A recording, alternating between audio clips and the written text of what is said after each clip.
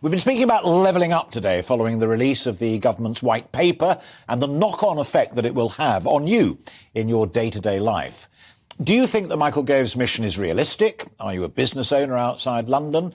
How does the plan affect you? I'd still like to hear. We've got another 20 minutes on the programme. But I'm equally delighted to be joined now live by Kevin Hollinrake, Conservative Member of Parliament for Thirsk and Malton, and more importantly, a member of the Levelling Up Task Force. Great to see you, and thank you very much indeed for finding time for us. First things first, was there much debate on the task force about whether or not this was a bit interventionist or not interventionist enough? Well, nice to see you, Alastair. The scale of the gap in terms of prosperity, productivity is huge. So I don't think there is much debate about that. Of course, there should be debate, but the gap between in productivity terms between London and the South East and the North East is as large as it was between East and West Germany prior to reunification. And that took 3 decades and $2 trillion to narrow that gap. And the reason for that is twice per capita, twice the amount of research and development funding is spent in London compared to Yorkshire, for example. 3 times the amount of transport infrastructure spending. 50% of all angel investors and venture capital is spent in London, the South East. London has 4 airports. It's got a mayor. All places like Yorkshire are looking for is this kind of investment. It's not. We're asking for a special case. We're not trying to get ahead of London. We're just trying to catch up with London. The reason London is so far ahead, London the South East is so far ahead, is because it's had this kind of investment in the past. Sure. But the hands-on approach that you've just described there perfectly was at the heart of the divide in the Conservative Party when I was growing up between the Ted Heath interventionist planners, Neddy meeting with the TUC and the CBI, and Thatcher, who said, do you know what, actually markets know best and wealth creators know best. That's why you have airports in certain places, that's why you have R&D in certain places. When you start getting your fingers in the pie, it starts to go wrong. Well, all the things I talked to you about there, the research and development spend, transport infrastructure spend, airport spend, all those things are primarily through government. It's not the private sector making those decisions. Yes, you're right in terms of where a business decides to set up, but a business is more likely to set up in a place where it's very well connected. Yeah. So governments should only do what individuals and businesses cannot do. I absolutely accept that principle. Yep. But that has not been the case in terms of the equality of spend in the UK for decades and decades and decades. This isn't just the Conservative Party, it's not just the Labour Party, it's every single party. They prioritise spend where the country is already prosperous. Sure. That is a false economy. It also locks people in certain parts of the country into deprivation. Sir John Mills said on the programme, Kevin, a little earlier, that the only real answer for UK was a boost to the manufacturing sector, and he didn't feel that there was enough there on the demand side, and that government should be looking at things like the exchange rate for the export markets. Do you wish you'd done more on manufacturing, or is that beyond your remit? Well, I mean, one thing I'd say, if you just looked at exchange rates, the exchange rate of pound versus the dollar, the pound is half the level it was 40 years ago, and manufacturing has declined a lot in that 40 years. So it's not just about the exchange rate. Yes, of course, you need to do stuff in the manufacturing sector. You need to create incentives, and things like the Free Ports initiative the government's brought forward will encourage manufacturing in different parts of the country, supporting green energy projects like we're doing. There's like Teesside, hydrogen, offshore wind, focus in certain clusters around the country, again, is good for manufacturing. So there's lots of things happening there. Of course, you can always do more, but you've got to remember, every penny we spend is not government money, it is taxpayers' money. You've got to spend it wisely. Yeah, absolutely. And talking of which, Mike Tobin, another guest of mine, who was in the IT sector, made lots of money, is now an individual entrepreneur, mentors young people coming up with bright ideas and what have you.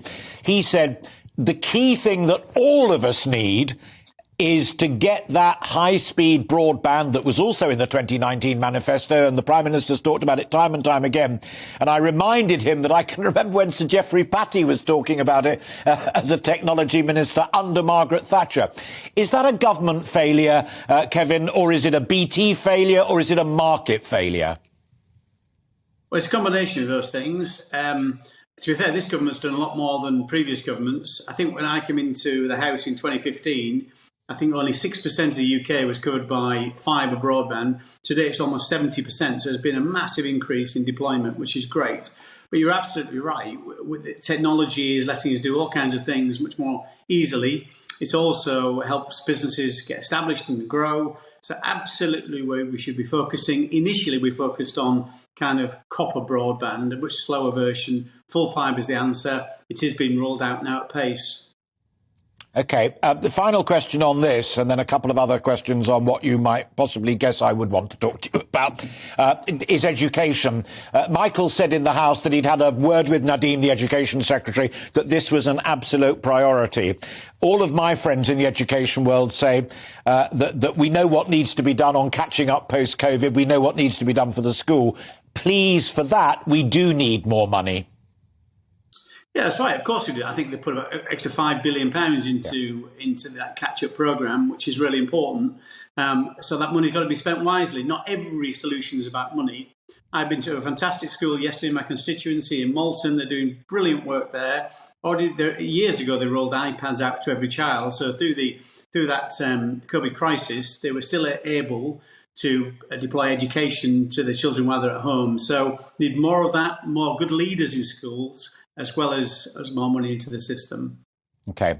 Final question is the Boris Johnson situation. It struck me this morning reading the Saturday Telegraph that Nick Gibb is a standout in the sense it's not somebody from the 29 intake that people are frantically Googling to find out who the dickens they are, or someone like David Davis who's been around and has form, as it were, on it. Nick Gibb, well-established education minister, now saying the Prime Minister has to go simply because the Prime Minister can no longer be believed.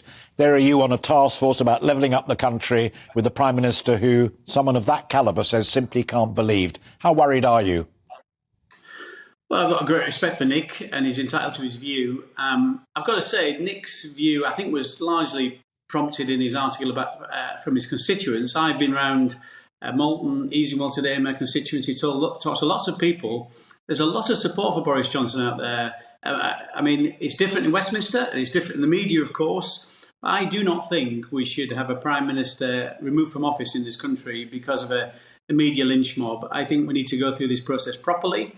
I think we need to see the results of the inquiry and the investigations and make a proper decision from there, rather than simply this constant referring to this situation before we have the full evidence. So I would, and I say, speaking on behalf of the constituents, that seems to be the general mood in the people you meet in the street. Yeah. Fascinating use of the expression media lynch mob there, which I spoke about earlier on, and that the interconnect between some of the advisers and previous advisers and that lynch mob. Final point is that some people I've been speaking to over the last 48 hours, I think, share your view, and that is actually the loss of some of these advisers, no bad thing, both in the past and more recently. They weren't even Conservatives.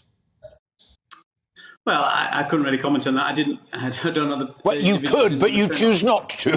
No, I just don't know them that well, Alastair. I'd rather talk from a position of knowledge and experience rather than speculation. You know, I'm sure they're good people, but I think it's time for a change. The Prime Minister's been clear about that, and that's his decision to make. Brilliant. Kevin, both on levelling up and good luck on the task force. I think it's one of the most important initiatives, even if I have some issues with its target and its ambition, but it is vitally important. And thank you so much for finding time to join in that conversation with my other guests. And thanks for that candour and judgment on the situation in Downing Street. Always a pleasure to talk. You're very welcome. Thank you very much indeed. And you. Thank you very much. Kevin Hollinrake there, the Conservative Member of Parliament for Thirsk and Malton.